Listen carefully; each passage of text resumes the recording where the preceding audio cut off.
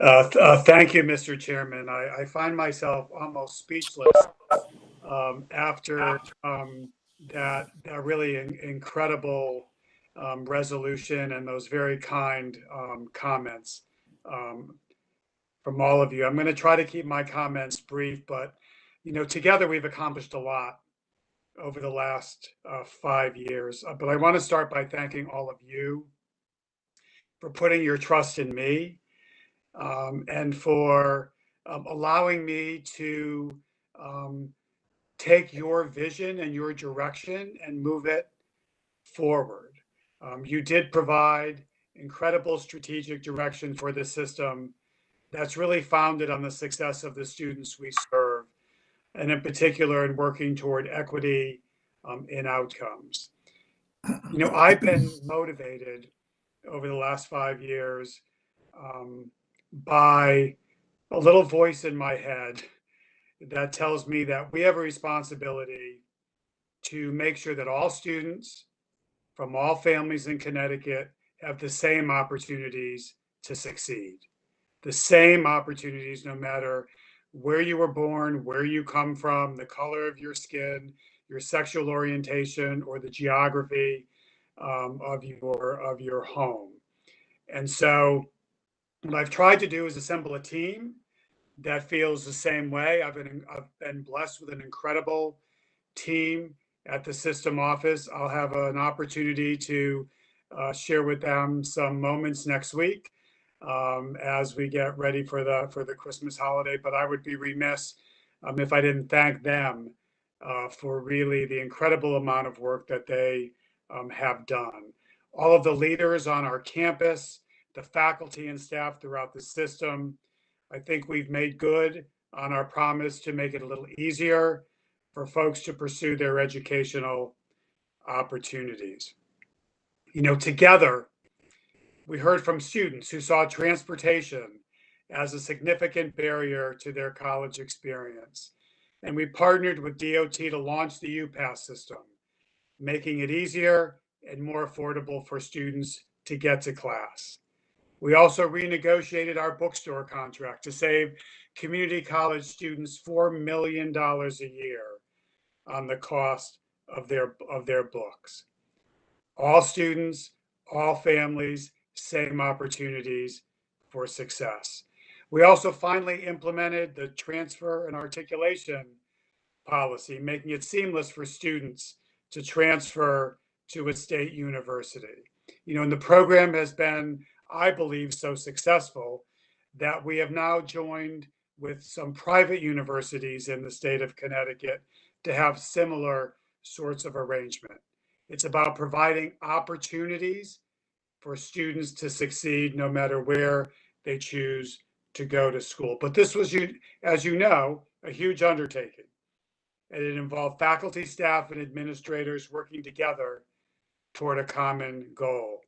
And because of their work, we became the first state in the nation to pass a statewide transfer policy. Again, thanks to the board's leadership, we are on track, as I said earlier, to have Connecticut State Community College accredited in 2023. Grounded in the board's steadfast commitment to equity, access, and long-term financial viability, the One College will adopt nationally recognized best practices to student success, creating a better experience for all of our students. We will keep all of our campuses open, which are not only vital resources, creating opportunities for the students they serve, but are central pillars to their communities, economies, and cultures. And so I want to thank the board for their leadership in this effort, and to the hundreds of administrators, faculty, and staff who have worked on committees and have been part of the solution. As we all are aware, this has not been easy, and I thank you for your courage and your commitment to the students we collectively serve. As has been indicated before, we also established Connecticut's Free Community College Initiative, and the board redoubled their commitment to this effort by providing the funding that was necessary to keep the program operational while we continue to deal with COVID-19.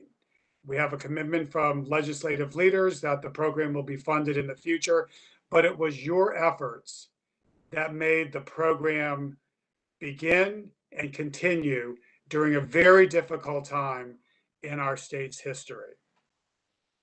We worked together to help incarcerated individuals pursue an education while they were serving their sentence. And thanks to the Second Chance Pell Pilot Program, hundreds of people have had the opportunity to receive college-level instruction and earn credit while in prison. The most stirring commencements I attended were in the prison. To watch the look on the inmates' faces and their families as they did something they never thought they would have an opportunity to do. And I personally saw individuals who graduated, who got out of prison, and now were gainfully employed at our manufacturing centers. The cycle was complete, and I couldn't be more grateful for the support, not only of the board, but of the campuses that participated in this effort. We also are a lead partner with the NAACP in their Million Jobs campaign, which is aimed at employment opportunities for recently released incarcerated individuals. And Connecticut is the pilot site, and we will continue that momentum. And we worked with Don Graham and the Dream.us Foundation to help dreamers who were locked out from receiving a college education in their home state to come to Connecticut and get a 4-year education at Eastern Connecticut State University. The results have been dramatic. Our first cohort of students has now graduated, and many of those students have made Connecticut their homes. We were also finally successful in our effort to allow undocumented students to access institutional financial aid. It was a matter of fairness and equity, and we finally worked with the legislature to make sure that that happened. We also partnered with the legislature to pass new sexual misconduct legislation, including an affirmative consent standard, which helps the students that we serve on campuses, and developed statewide policies impacting LGBTQ students, including gender-neutral bathrooms, preferred names, preferred pronouns, and we organized the first system-wide Pride conference that we held at Middlesex Community College. Of course, serving in this role, there has been nothing more fulfilling to me than the chance to interact with our students. I have loved driving to each of the campuses on many occasions to meet with many students groups, both in good times and also in times where students were suffering. Learning about their dreams and what were the obstacles that prevented them from accomplishing their dreams, and how could we help to remove those obstacles. Seeing our students up at the Capitol in front of the Appropriations Committee, where they were not accustomed to telling the story of their educational experience, and watching how the legislature reacted to those moments was one of the proudest moments I've ever had in my life. People said to me that I look like a proud parent watching our students testify, and I did feel like that. And I'd be remiss if I didn't say that one of the most humbling experiences I've had recently was to receive a letter from the mother of one of our students, thanking me for everything I did to help her child graduate, go to graduate school, and become a leader in the community. It was handwritten on a regular piece of paper. This is a woman who has one child in jail and one child pursuing a master's degree. And I have to tell you, it just made me feel that the work we have done together matters. It impacts people's lives, sometimes more than we will ever understand. So there's no doubt we've made a lot of progress, but there is much more work to do if we want to live up to our guiding principles and our mission.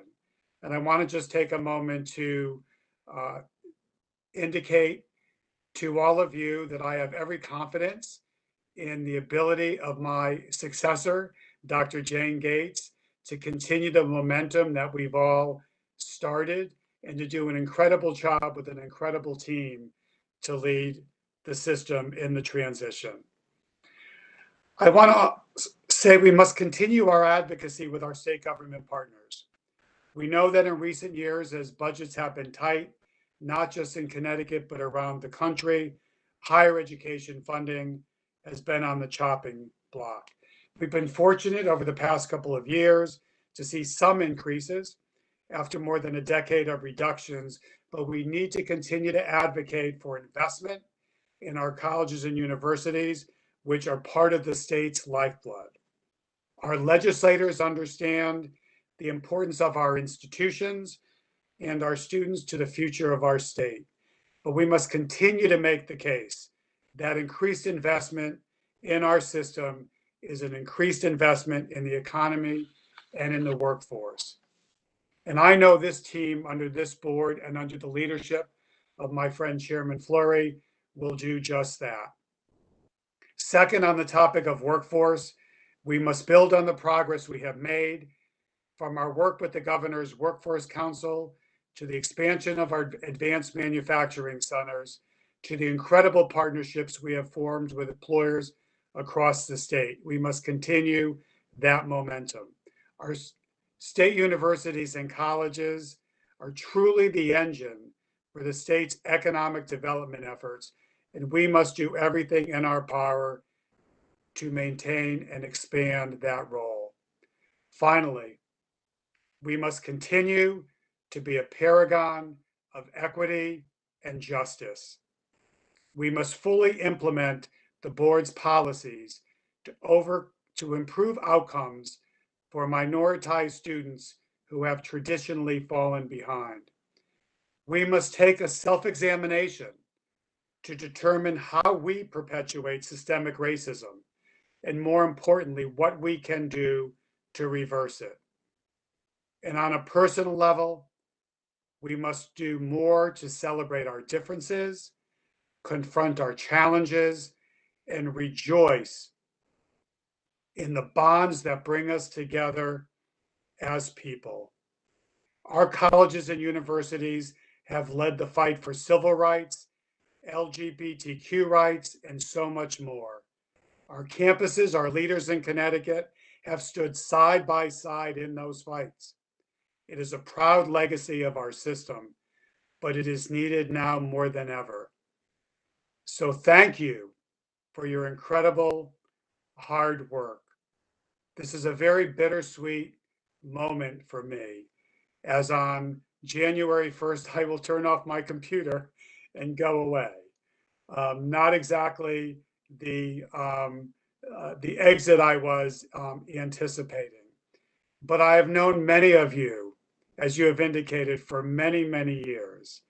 I have worked with many of you, from Naomi Cohen, Rich Balducci, to Merle Harris. I'm going to see what Merle Harris is doing next, and then I will follow her wherever she goes. My friendship with Matt Fleury, which was a friendship before he became a member on the board. My working relationship with Kurt Westby and the other commissioners on this board. Holly, who used to be a student regent and now is a full member of the Board of Regents.